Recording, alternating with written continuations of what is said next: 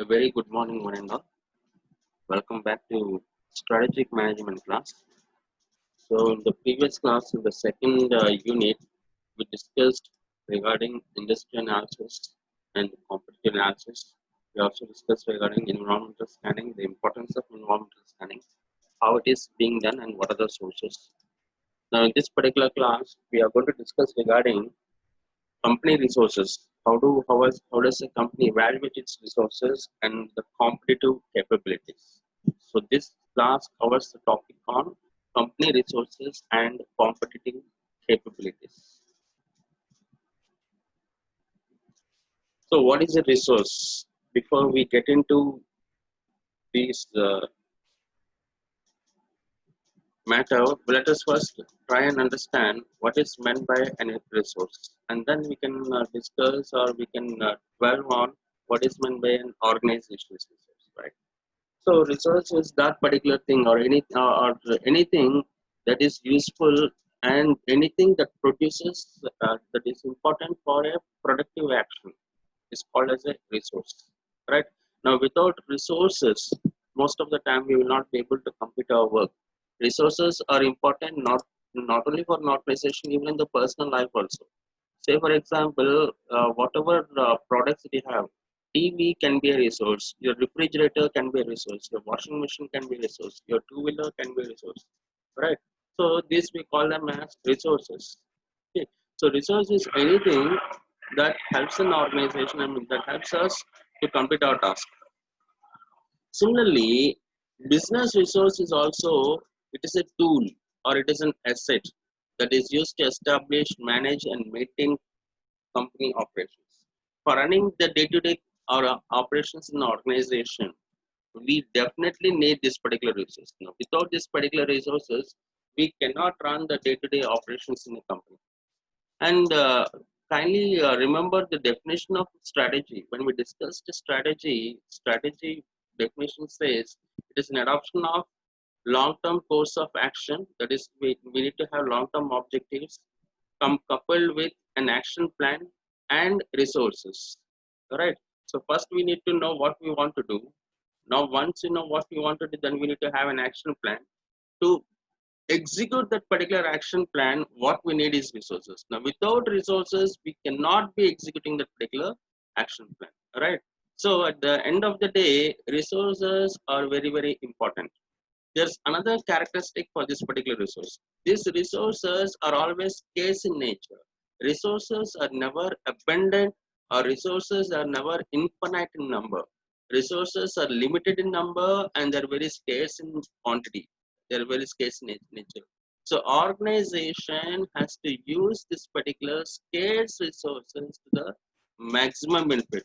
Organization cannot afford to waste this particular resources for the simple reason, since this particular resources are very scarce in nature, organization should be using them very cautiously.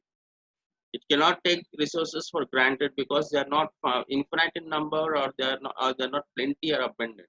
Okay.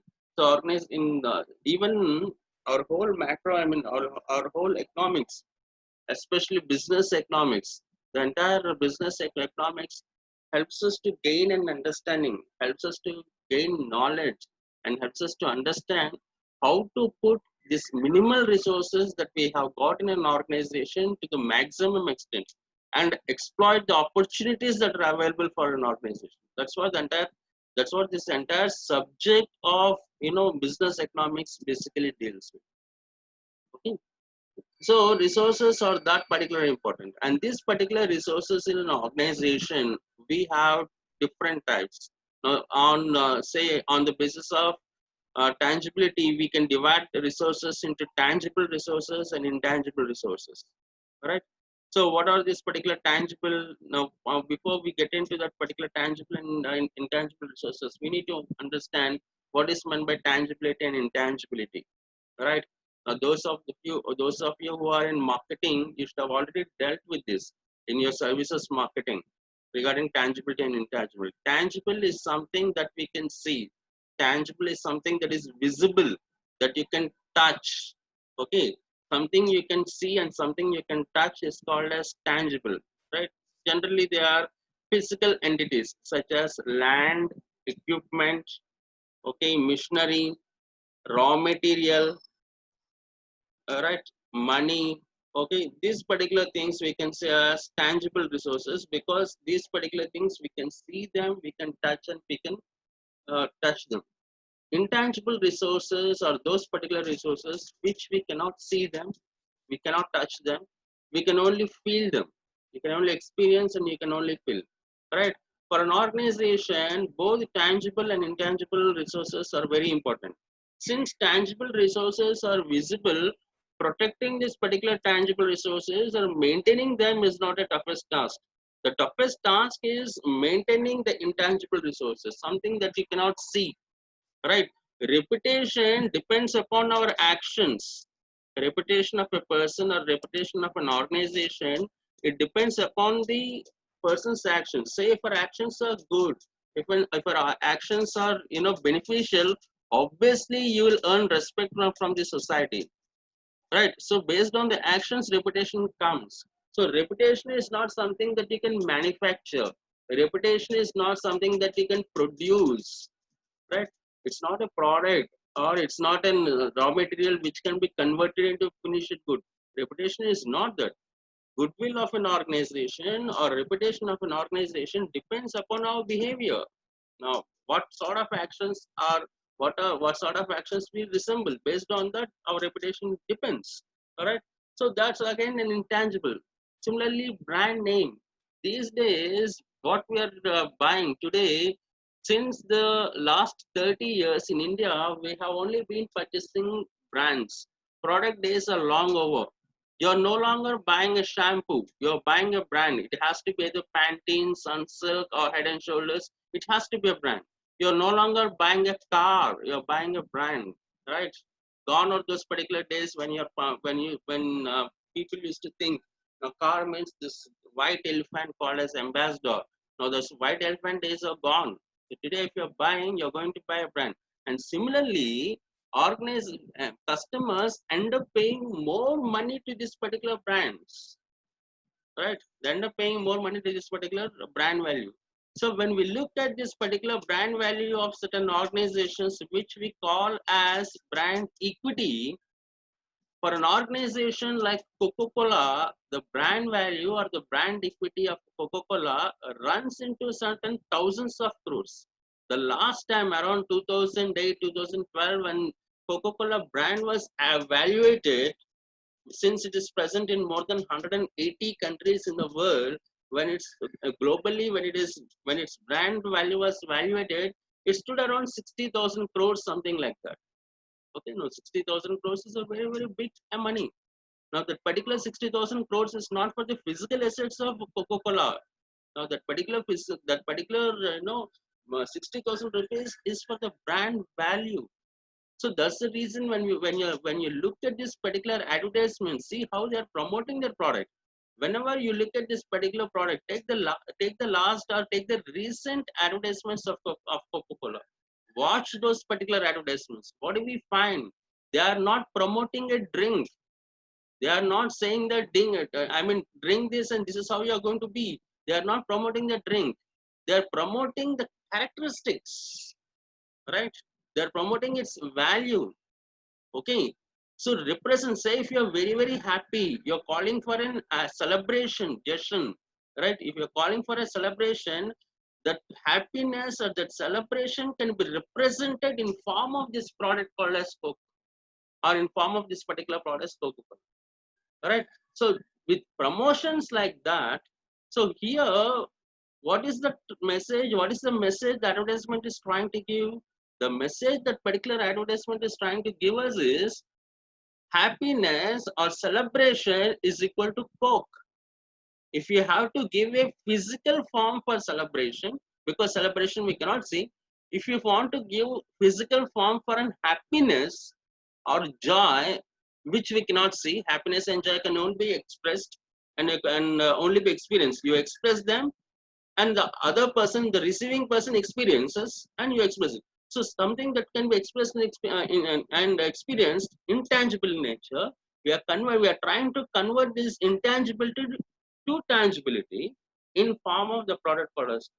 So with such brand promotions and all, organizations are investing money, their efforts, their time and money on intangible brands.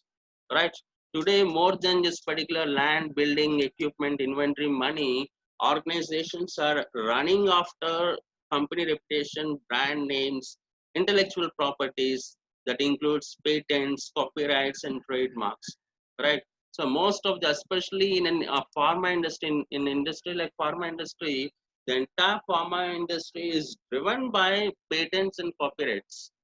Right? Intellectual property is a very, very important thing in certain industries. Even in the technology-driven industries, the technology-driven industries also intellectual property. Your entire Google organization runs on IPs. Right? Sometime back, last time we heard, I mean, in 2018, campus recruitments in IIT Hyderabad, Google happened to recruit a person, one girl by name Sneha Reddy. I mean, she was recruited by Google for 1.08 crore per annum. That was the package, highest package that was given. Similarly, few years back, now sometime in 2014 also, in IIT Delhi, they happened to recruit a similarly one more boy for 1.10 or 1.12 crores. Okay, now why they were recruiting this particular boy, that particular girl for crores of rupees? For the simple reason, this girl called Sneha Reddy, or that particular boy who was recruited in IIT Delhi by Google, they had patents in their names. New technologies, the coming technologies, they had patents. Now this particular new technology, which are going to drive virtual reality, which are going to change the human interface with technology, right? So those things, they are going to come. Okay, so in future, we already have this particular technologies, but they are not becoming popular, right? Even without touching your cell phone, you can operate certain things. With the blink of eye, you can give certain comments. Now that's what your Google eyewear is all about, right? Your Google Glass or Google eyewear. Now you put on that particular glass, and then with your, through your blink of eyes, or through the intensity, with the way your iris opens, iris, the size of the iris increases, decreases. Based on that, the information is processed. Say if your iris increases, it is taken as an enter. You move your eye directions in one particular direction, it is regarded as backspace. Okay, like this. Just with your eye movement, eyelid movement, with your iris movements, with your eyeballs and all, you're able to control certain operations. That's how the entire Google eyewear runs. So technologies like that are intellectual properties. And these students have invested their time and efforts while doing an engineering course in institutions like IITs to come out with technologies like that. Right, now that's the reason they are the most sought after by technology giants like Apple, Google, Microsoft, this particular organization. Right. So end of the day, resource is an asset for an organization, and these resources can be tangible resources or intangible resources. Now, how do we assess our resources? Right. So there are different types of internal resource. The first, or the common type of the internal resource, is fiscal resource. Fiscal resource is nothing but plant, that's nothing but building, and this particular missions, machinery and buildings, these particular things, they come under this particular fiscal resource. The nature of these resources, such as the condition, capacity, location, will determine the usefulness, right? So over a period of time, what happens? The depreciation value of this particular resources starts increasing. Now, a building cannot be, nobody can build a building which can last for 1,000 years, at least in the current generation. Those things which can last for 1,000 years were built years back, centuries back. Now that particular equipment is different, those particular stones and all. Those days they did not use this bricks and all. They were using big, big stones and all, because of which those structures are still standing today as a testimony. But today, when we look at the corruption around us, and when we look at this particular structures around us, Now they cannot last more than 100 years max. That is 100 years is what we are saying is maximum. After 60 years or 80 years, they become dilapidated. Now once they become dilapidated, it's no longer useful for human habitation, right? So mission, I mean, this particular, building, it also becomes, you know, dilapidated for a period of time.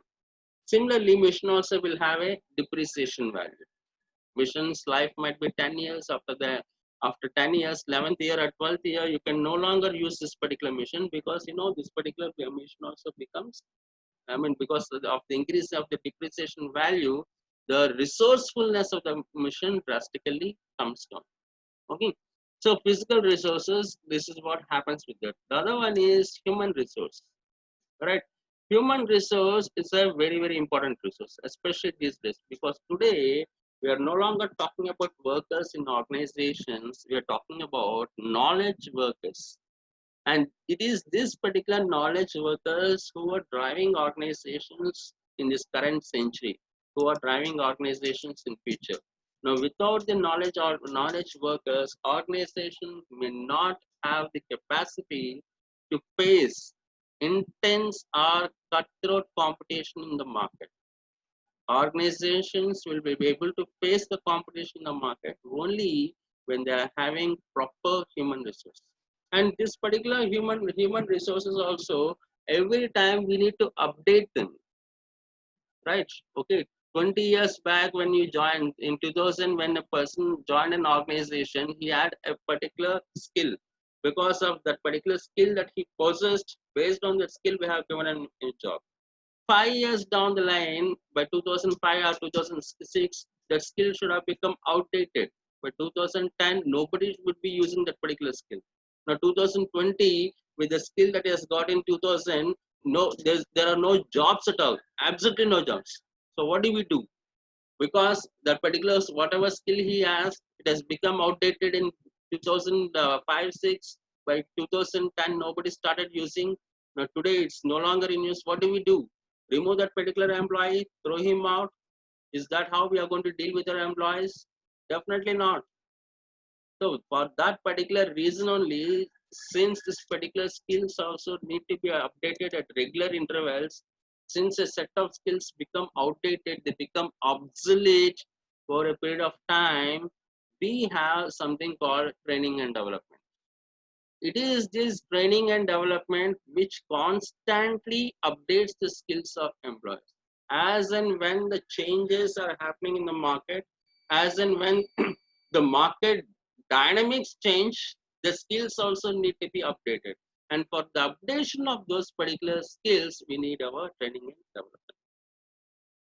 The next internal resource is our financial resources.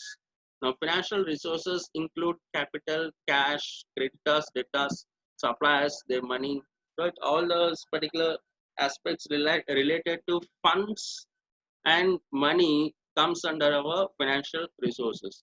So in case of this particular financial resources, organizations should know how to use them, right? See, as I told you, nothing is infinite. Everything is very limited. Physical resources are limited. Human resources are limited. Same is the case with financial resources. Sometimes getting a financial resource becomes very, very tough, right? In a country like India, getting human resources is not a challenge, because abundant, we have got plenty of human resource.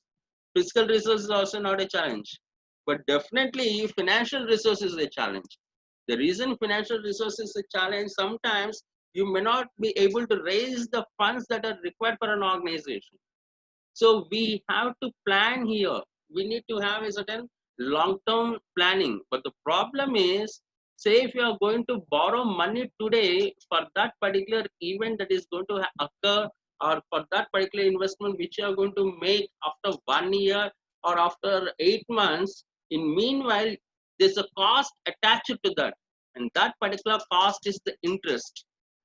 And it is things like this particular interest which eat the profits.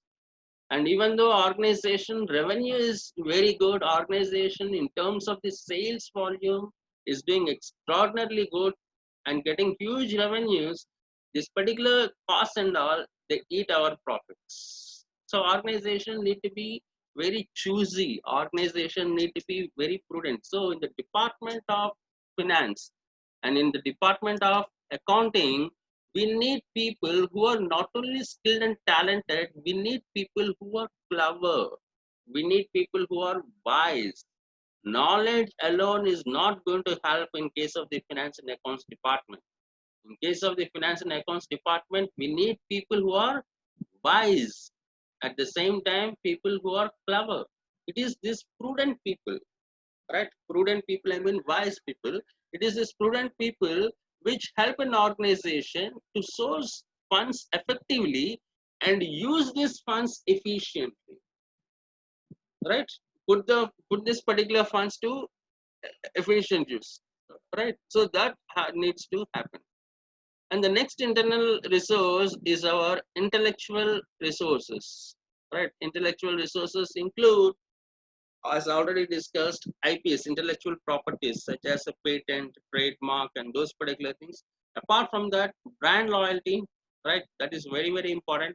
These days, organizations are not having, loyal set of customers, but they definitely have brand loyal customers, right? There's a difference between having a company loyal customers and brand loyal customers, right?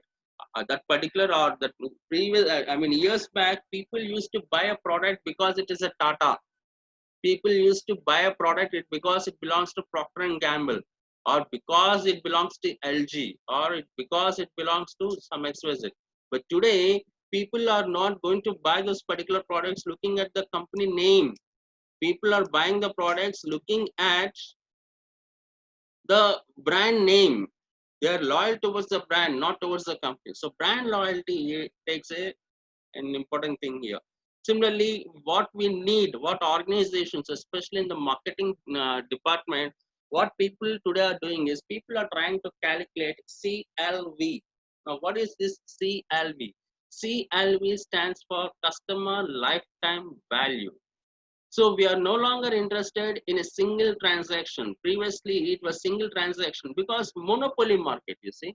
Previously, what we had was we used to have a monopoly market. In case of this particular monopoly market, he doesn't have any other choice because markets are not driven by customers, consumers. Markets are driven by sellers. In a seller-driven market, he is the only option. Is the only option, only alternative available. You want to drive a car on Indian road, you want to move a car, you want to travel in a car on an Indian road, there's only one opportunity, there's only one option, and that particular option is Hindustan Motors. So apart from Hindustan Motors, you don't have any other option. Whether you like it, you don't like it, you hate it, you love it, only one option called as Hindustan Motors. Right. So like that, in each and every product category in consumer markets, we had monopoly seller driven markets. That particular time, people were not bothered about customer database. People were not bothered. There was nothing called as brand loyalty. No, people did not think about intellectual property rights and so on. Once we started moving from seller driven market to consumer driven market, today organizations are paying a very close attention to customers, right? Because today customer has a choice. Customer has a choice. So in order to drive, I mean, revenues for an organization, we have to retain the customers. And in order to retain customers, brand loyalty helps. Similarly, in order to retain customers, organizations are coming with new concepts like, customer lifetime value. Right? So here, in case of this particular customer lifetime value, we can retain the customer. So that particular customer who is buying the product for the first time should again return. He should become a lifetime customer for us. If he has to become a lifetime customer for us, make sure whatever product that you're selling or whatever service that you're providing, now that particular product or service need to be tailor made to suit his needs. So you cannot have a universal product for all the customers, right? We cannot have a universal product for all the customers. Those days are gone. So for that particular reason, today when we look at the market, Say if we take this particular Surf Excel or RIN, we have the same RIN being offered with different variations in different prices, right? One particular type of RIN, particular type of RIN for the rich class, one type of particular type of the product for this particular, you know, middle class. So similarly, in case of each and every product we have, okay. So take for the example this particular Alto. The standard model is Alto, and then we say Alto LX, and then we say Alto LXI. Okay, Alto LXI comes with air conditioned. Alto LX does not come with air conditioned. Auto standard does not come with air condition as well as power steering. Various different. Now, why this particular difference is people who are close to poverty line or just above the poverty line will go for the standard version, and people who come under the middle class middle, they go for LXI. The difference between LXI and LX model will be around 60,000 to 80,000 rupees. Now that decides. Not like this. Okay. So that's how we are trying to, organizations today are trying to meet this particular needs of the customer through their tailor-made products. And apart from the internal resources, there are two important resources for an organization at the organizational level, at the broader level. When we look at from the corporate point of view, we have got two important resources. These are called as threshold resource and unique resource, right? Threshold resource and unique resource. Now, what are these particular threshold resources? Threshold resources are those resources which have minimum resource required to withstand the competition, right? The minimum resources that are required to withstand the competition is called as threshold resources. These are also called as fundamental resources, right? Now these particular resources help an organization to meet customers minimum requirements, and therefore since we need these resources to exist in the market, to survive in the market, it's called as threshold resource. Examples for threshold resources can be physical resource, human, financial, and intellectual. Right. So these particular examples, these particular things are examples for our threshold resources. Similarly, we have unique resources. Unique resources are those particular resources which give an organization something called as an competitive advantage. Right. In the same human resource, regular employees and all come under threshold resource because for carrying out the work in the organization, we need them. Okay. In the same human resource, we'll also have a unique resource. That particular person who is highly talented, that particular person who is the face of the organization. Right. So that unique resource is the CEO. That unique resource is the managing director. Okay. Similarly, organization will also have certain financial resources. Those particular resources are funds raised from equity capital, funds raised from financial institutions, term loans and all which we take from financial institutions, they come under threshold resource. Apart from this, you can also have something called as unique resource. Right? Brand equity comes under unique resource because it is this particular brand equity that is going to uh, it is this particular brand equity that is going to give us a competitive advantage. Okay, for that particular reason, we have this particular resource. Similarly, let us look at the characteristics of our unique resources. Unique resources are very valuable. These resources are very valuable for the simple reason these particular resources are not available everywhere. See, normal employees are available everywhere, but getting that highly talented employee, right now, that particular employee who can change the face of the organization, that particular employee who can determine the fortune of the organization, right? Whether an organization stands or whether an organization breaks. Now, getting that particular employee is a very, very tough task. So that particular employee is the most valuable employee in the organization. That's the reason these guys called CEOs are paid in lakhs and crores of rupees. Right? Now somebody draws a salary of 50 crores per annum, somebody draws a salary of 75 crores per annum. Now, some people, some CEOs, their salary is like profit sharing, 10% of the profit or 15% of the profit now becomes their salary. Now, why organization is paying that much amount? I mean, entire employees' salary is one particular part. Only this guy's salary is one particular part. Entire organization salary in profits and the entire organization salary for all the employees in the profit, it comes to 5% or 8% of 8%. Now this fellow, single fellow is taking 12% or 15% of the profit. Now why this particular difference? Right. So this is the guy who is going to determine whether an organization moves or not. This is the guy who is going to drive competitive advantage for the organization. So that's the reason he is very, very valuable. Next is our unique resources are always non-substitutable. You can never substitute this particular resources. CEOs cannot be substituted. Similarly, in case of marketing also, we'll have certain set of customers. We cannot afford to lose set of customers. Right? Take for example the case of Spencer's. In case of Spencer's, we have a set of customers every month who will be spending. When they come, they'll be spending around 15,000 to 20,000.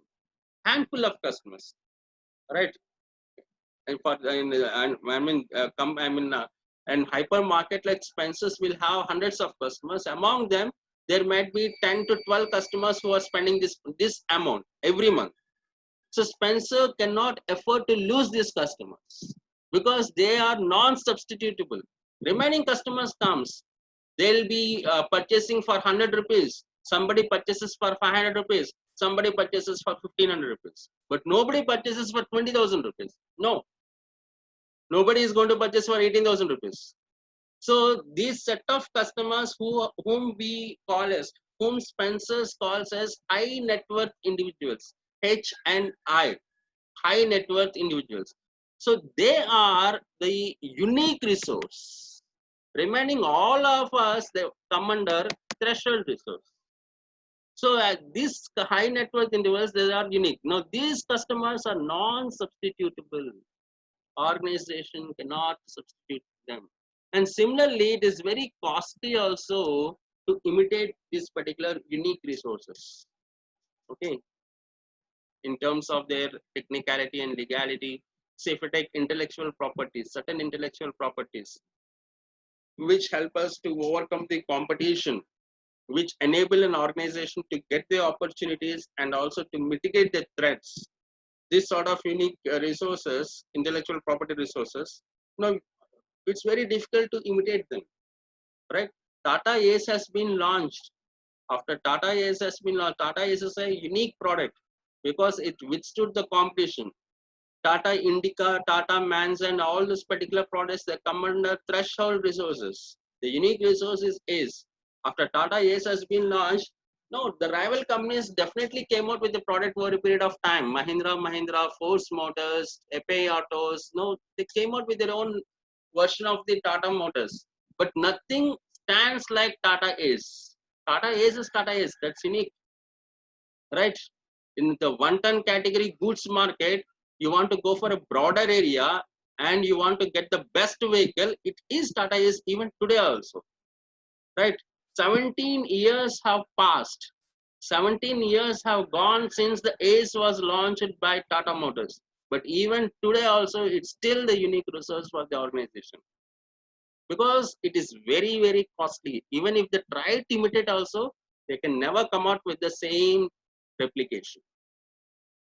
Next is these unique resources are also very, very rare in nature.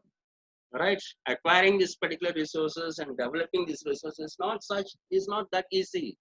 So once you lose those particular high net worth individuals, Spencer happens to lose this high net worth individuals to the competitors, getting such customers back again is very, very difficult, next to impossible. Right? It may take a lot of time and organization has to face a lot of financial issues. Right? In that particular state may take another 6 months time or 7 months time. The 6 months time and 7 months time, organization will definitely run into losses because of loss of this high net worth individual customers. Right? So that's the reason these resources or very difficult to acquire. So once you acquire them, we have to ensure that at any cost you retain this particular customer. Give them top priority. Give them top priority and treat them royally so that they don't move here and there. Okay. So that's all with our threshold resources and unique resources. So we need to understand, threshold resources are the bare minimum resources that are required for an organization to run for day-to-day operations. Whereas unique resources, they help an organization to overcome the competition. They withstand the competition. And even if the competitors try to imitate our resources, even if the competitors try to copy our resources, they can never replicate it in the exact manner. Not possible. Okay, that's the reason these resources are very valuable, they are non-substitutable, they're very costly to imitate, and at last, they're very, very rare in nature. So tomorrow's class, when we meet, we shall start off with the capabilities of an organization. Okay, since we have got very less time, less than 1 minute time, so less than 2 minutes time,